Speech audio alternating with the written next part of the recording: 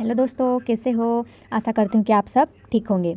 आज अपन पढ़ने जा रहे हैं सार्क का सेकंड लेक्चर। फर्स्ट लेक्चर हो गया है, जिसने भी नहीं देखा है वो जाकर देख लो, उसकी प्लेलिस्ट बना दी गई है। ठीक है, तो आज सार्क का छठा पॉइंट पढ़ेंगे। पहला पॉइंट पढ़ लिया, प्रस्तावना, पृष्ठभूमि, स्थापना, उद्देश्य और कार्यप्रणाली। 5 पॉइंट पढ़ लिए। आज पढ़ने जा रहे हैं छठा पॉइंट, उसका है साप्टा या साफ्टा। ठीक है, तो साप्टा पढ़ने जा रहे हैं।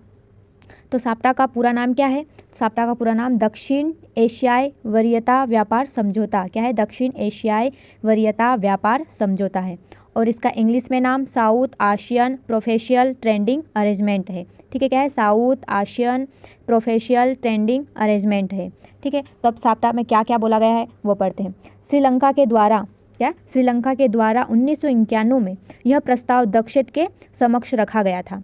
साफ्टा का प्रस्ताव रखा गया था किसके? दक्षिण के समक्ष, कि सभी सदस्य देशों को, सभी जो सार्क देश में जो सदस्य देश है उनको व्यापार में एक दूसरे को प्राथमिकता दी जानी चाहिए। जो क्या कहा गया था इस साप्टा में? इसमें कहा गया था कि श्रीलंका के द्वारा यह प्रस्ताव रखा गया दक्षिण के समक्ष कि सभी सदस्य देशों को व्यापार में एक दूसरे को प्राथमिकता दी जानी चाहिए। ठीक है, जिससे आपसी व्यापार को बढ़ावा मिल सके और संबंधित मांग की आपूर्ति दक्षिण के द्वारा की जा सके।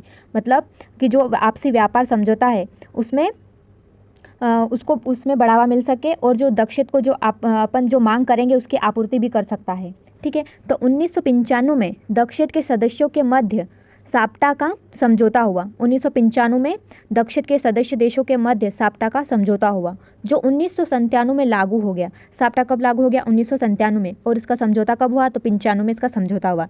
ठीक है, आगे अब पढ़ेंगे साफ्टा। साप्टा हो गया, अब साप्टा। तो साफ्टा का पूरा नाम क्या है? इसका नाम है दक्षिण एशियाई मुक्त व्यापार क्षेत्र। क्या है? दक्षिण एशियाई मुक्त व्यापार क्षेत्र। इसका इंग्लिश में है south Asia free trading area. क्या है? South Asia free trading area है। ठीक है, अब इसमें क्या कहा गया है? तो इसमें कहा गया है सार्क देशों के बीच, जो सार्क देश है 8 सदस्य देश है, उनके बीच मुक्त व्यापार को बढ़ावा देने के लिए, क्या है? मुक्त व्यापार को, फ्री व्यापार को बढ़ावा देने के लिए 6 जनवरी 2004 को साफ्टा नामक समझौता हुआ। ठीक है, सदस्य देशों के बीच मुक्त व्यापार को बढ़ावा देने के लिए 6 जनवरी 2004 को साफ्टा नामक एक समझौता हुआ और साप्टा के स्थान पर साफ्टा को लाया गया। कब लाया गया साप्टा के स्थान पर साफ्टा को? तो 1 जनवरी 2006 को लागू किया गया।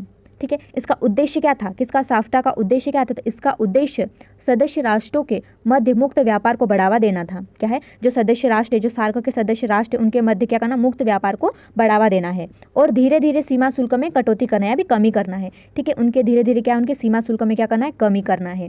ठीक है, इस समझौते के तहत, इस समझौते जो साफ्टा नामक एक समझौता हुआ तो उसके तहत भारत और पाकिस्तान को 2009 तक, इस समझौते के तहत भारत और पाकिस्तान को 2009 तक अपने सीमा शुल्क को 0 से 5% तक लाने का लक्ष्य रखा गया है। सिर्फ भारत और पाकिस्तान को कब तक? 2009 तक।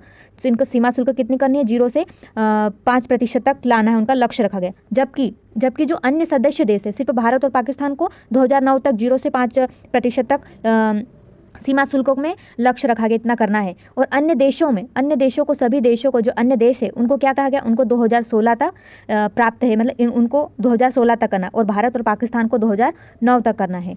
ठीक है, आगे अब क्या पढ़ेंगे? इसकी कमियां या समस्याएं। 7वां पॉइंट है। ठीक है, तो सार्क देशों के अंतर्गत पिछड़ेपन की स्थिति, मतलब सार्क देश में क्या क्या कमियां रह गई या फिर क्या क्या समस्याएं हैं। तो सार्क देशों के अंतर्गत एक पिछड़ेपन की स्थिति है। जो सार्क देश में जितने भी सदस्य है वो क्या है? पिछड़ापन है उनमें। ठीक है, जैसे उद्योगों में पिछड़ा है, तकनीकी शिक्षा आदि की कमी है। ठीक है, तो सार्क देशों के अंतर्गत क्या पहली स्थिति है, समस्या या फिर कमी क्या है? पिछड़ेपन की स्थिति, जिसमें उद्योग आ गया, तकनीकी शिक्षा भी आ गया। ठीक है, अब दूसरा पॉइंट क्या है? सार्क देशों में अपनी आपसी विवाद भी लंबे समय तक चल रहा है। सार्क देशों में जो सार्क देश है, सदस्य देश है, वही खुद अपने मतलब विवाद चल रहा है उनमें। ठीक है, उनमें क्या लंबे समय तक विवाद चल रहा है। जैसे किस लिए विवाद चल रहा है? तो एक तो सीमा विवाद चल रहा है, सीमा के लिए चल रहा है, और एक घुसपैठियों की समस्या के लिए चल रहा है। ठीक है, एक सीमा विवाद चल रहा है, घुसपैठियों की समस्या के लिए लंबे समय तक विवाद चल रहा है, इसीलिए इनमें ये इस मतलब ग्रोथ नहीं कर पा रहा है। ठीक है, आगे भारत जैसे देशों में क्या है? भारत जैसे देशों में आतंकवादी गतिविधियां होने से राष्ट्र की सुरक्षा और व्यापार बाधित हो रहा है। ठीक है, क्या हो रहा है कि भारत जैसे देशों में आतंकवादी गतिविधियां हो रही है तो राष्ट्र की सुरक्षा और व्यापार बाधित हो रहा है। अगला, सार्क देशों के अंतर्गत जो शरणार्थियों की समस्या, जैसे बांग्लादेश का भारत में आगमन, और क्या है, समय समय पर सार्क के शिखर सम्मेलन न होने से, क्या है, समय समय पर सार्क के शिखर सम्मेलन न होने से समन्वय को बढ़ावा नहीं मिल पा रहा है, जिससे व्यापार और अंतर्राष्ट्रीय मुद्दे प्रभावित होने लगे हैं। ठीक है, आगे, सार्क में एक सशक्त नेतृत्व की कमी है।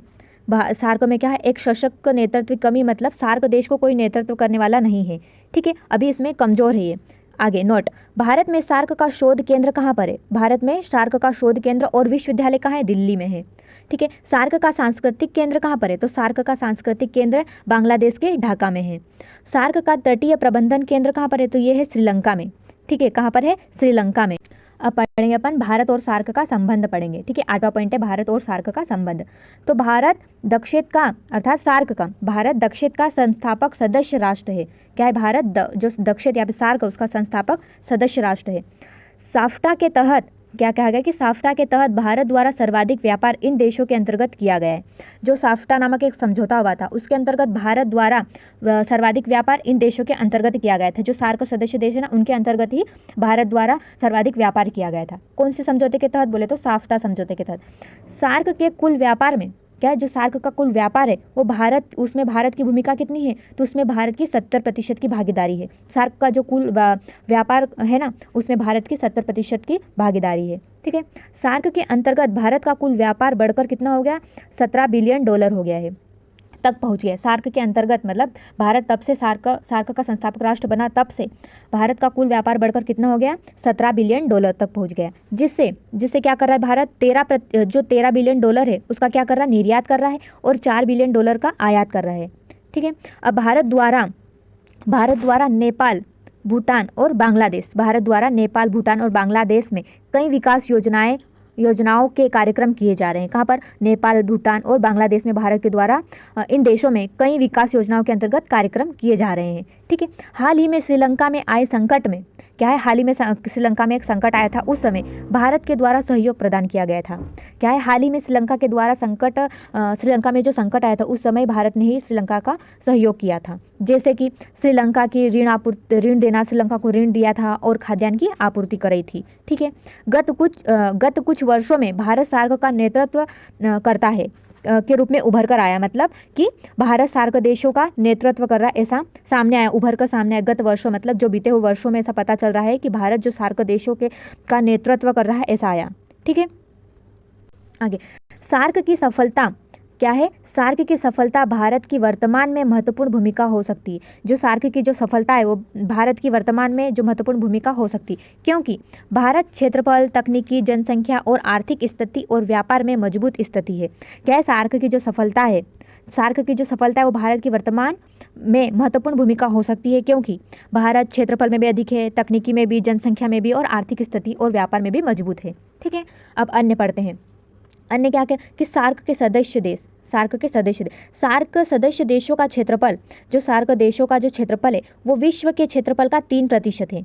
ठीक है, जो सार्क सदस्य देश है, 8 सदस्य देश है, उनका क्षेत्रफल विश्व के क्षेत्रफल का 3% है।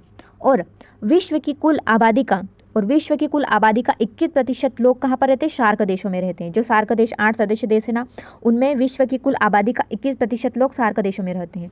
तथा वैश्विक अर्थव्यवस्था में सार्क देशों की हिस्सेदारी क्या है? जो वैश्विक अर्थव्यवस्था है उसमें सार्क देशों की हिस्सेदारी कितनी है? तो 3.8% है, अर्थात 2.9 ट्रिलियन अमेरिका डॉलर के समय। इसको प्रतिशत में बोले तो 3.8%, और अमेरिकन डॉलर के तहत किया जाए तो 2.9% है। ठीक है, अब सार्क कंप्लीट हो गया है। आज के लिए बस धन्यवाद, आज बस इतना ही। अब अगला